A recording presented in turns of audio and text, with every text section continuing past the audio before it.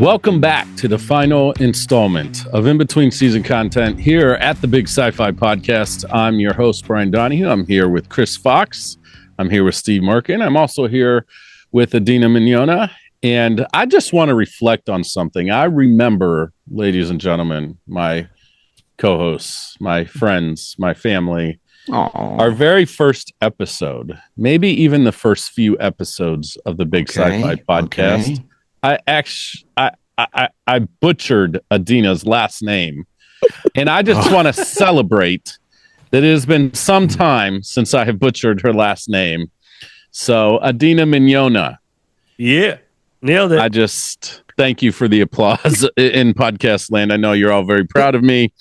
I am very proud, and I appreciate it. Don't feel bad. There was more than enough times I go, Adina Look, people who know, like you guys have known me for years. People have known me for years, still struggle with it. It's okay. It's right. Okay. Yes. I know it's we a are challenge. now has been practice saying your name, your last name, and your. Yes. That's so beautiful. And I just want to say, I mean that when I say my friends and my family. I count you as those two cherished people groups in my life. Mm-hmm. Well, we have, if you've been paying any attention, been sharing some flash fiction stories the last few weeks for our in-between video content. You get to look at our beautiful faces one more time before we transport ourselves back into audio land and just do audio-only podcasting. Although, who knows, in the near future, that may change. You never know.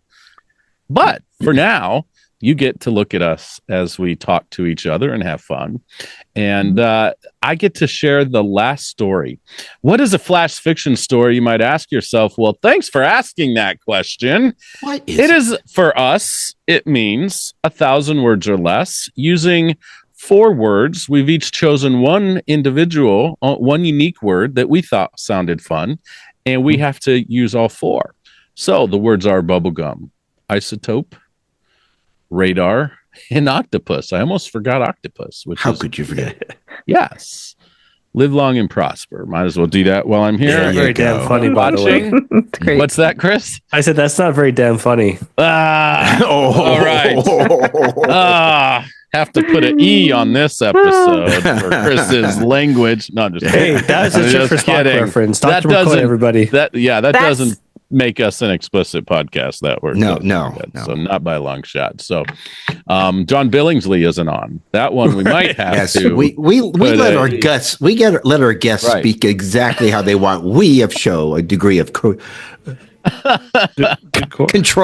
We're a mostly family friendly podcast, though. That's right. All in all, and I think we like that. But hey, guys, I'm going to share my story, and so give me just a moment. I'm going to take a quick drink. And switch into narrator voice here. So, are you guys ready? Ready. We're ready. Let's do it. If you are. I'm very nervous. Here we go. All right. Okay. The title of my story is called Project Isotope by Brian Donahue, but you probably knew that. All right. The vessel floated in space, his control arms outstretched and reaching for contact like the arms of an octopus. Inside was a lone astronaut working the console in front of her, as if her very life depended on it. The arms of the spherical vessel numbered 8, just like the marine animal it was named after. Each arm had its own computer brain devoted solely to the particular task it was assigned. The vessel was referred to as the Octopus. The mothership had warped away behind her almost immediately after she was launched from its cargo bay. The commander of that vessel had ordered her into the Octopus and into the void of space to protect the secret it was carrying. Ooh. She manipulated the arms again and then fired the thruster, propelling herself through space closer towards the alien object. The astronaut stared out the viewing port in front of her. Nothing was visible to the human eye, but she knew what was out there.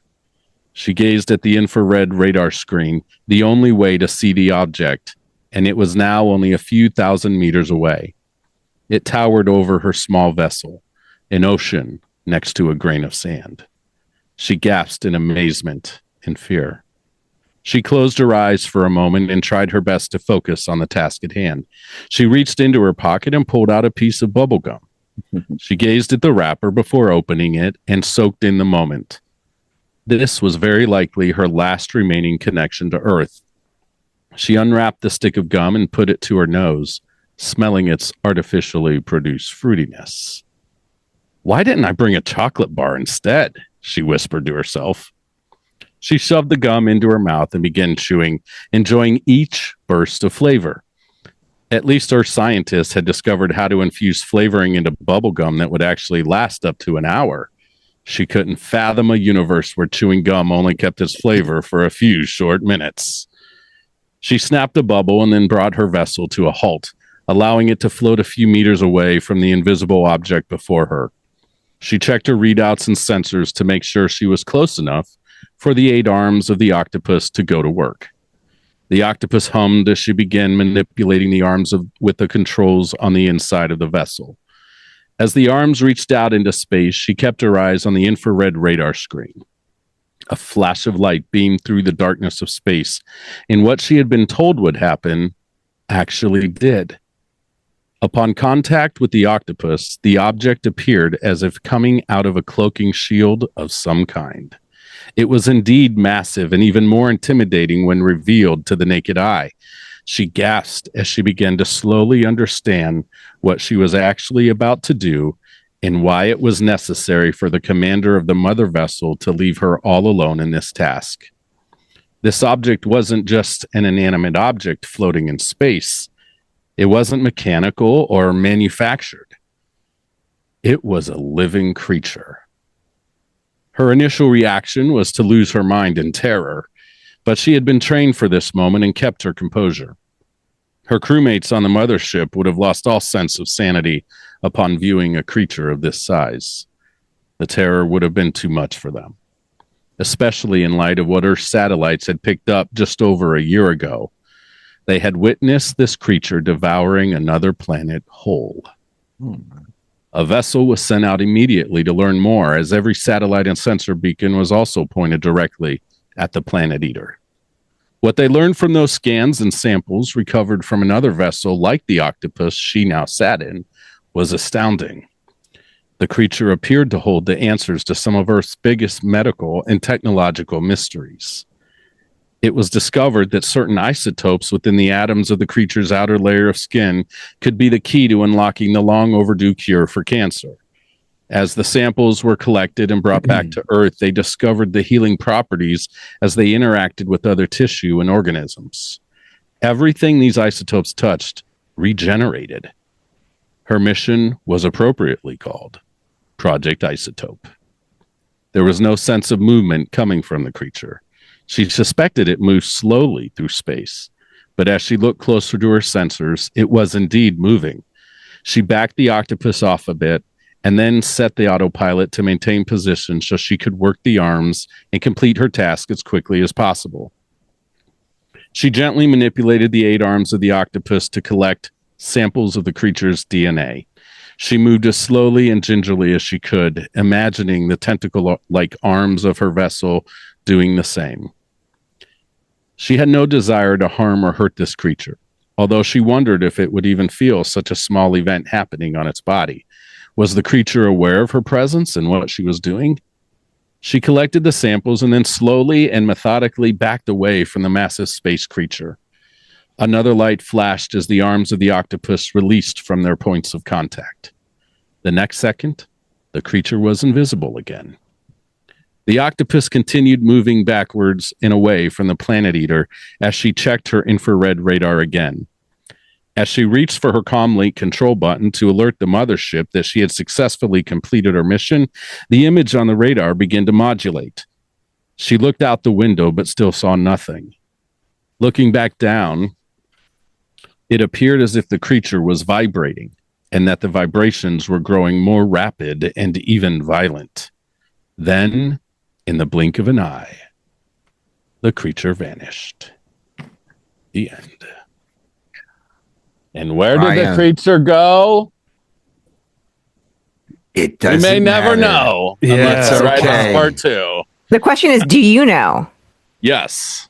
Okay. Oh, Yes, I okay. Because you might not know. It's possible. That's cool. I do. Yeah. Okay. I do indeed. That was So, really that was good. fun. I like that. Yeah. Brian, I like that Thank a you. lot. Thank you. Yes. Your style was very creative. You took us right into it. The images were so easily visible in my mind. Cool. Congratulations. Cool. Thank you. Yeah, I want more. I would have chosen the chocolate. Right? Yeah. I just kept waiting. Okay, got to be bubblegum. Our listeners don't know. I was recently diagnosed with type 2 diabetes, and I've been taking all the good steps to get rid of that, and exercising and eating better, and I've lost weight and taking medication for it and all that. And that was me living out a fantasy about chocolate that I can't have right now. So that's why it's in my story. Is man, I would Gotcha. Appreciate that. Anyway, That's cool. Also, I'm very science fiction-y right now. I'm writing. I've got that Planet. I'm going to do a shameless plug here. Planet Zero out on the Trek Geeks podcast network. Yes. With a whole nother science fiction story I've written. It's about 28 chapters long, and I'm just about done writing it all. But that's I'm hoping going to be actually a small novel, not just a novella like my first book, but a small novel. So, well, if you enjoyed Brian's reading of this short story, you will thoroughly enjoy the way he reads his Planet Zero. Beautiful. Check it out on the Trek Geeks podcast. Absolutely. Yes. Guys, I love you. I appreciate it. I can't believe this is this season 7? We just included season 7. Oh my 7. Lucky 7 is done. How many episodes do we have, Adina? Do you have that off the top? I'm going to have that. It's close to like 140. Oh yeah, is it amazing. that many? Wow. Let me.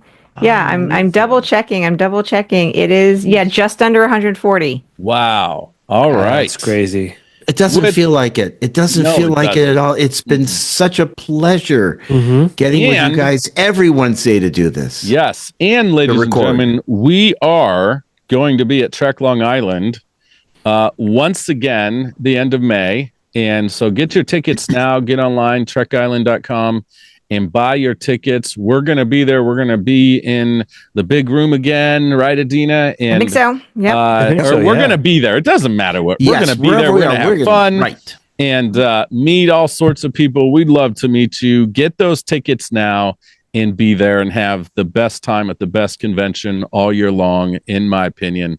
And so, guys, thanks again. Make sure you check out trekgeeks.com. Thank you to them and everybody else on the network. We love you guys. It's a privilege to be a part of this network. Can't wait for season 8. Stay tuned for the next season of the Big Sci-Fi Podcast.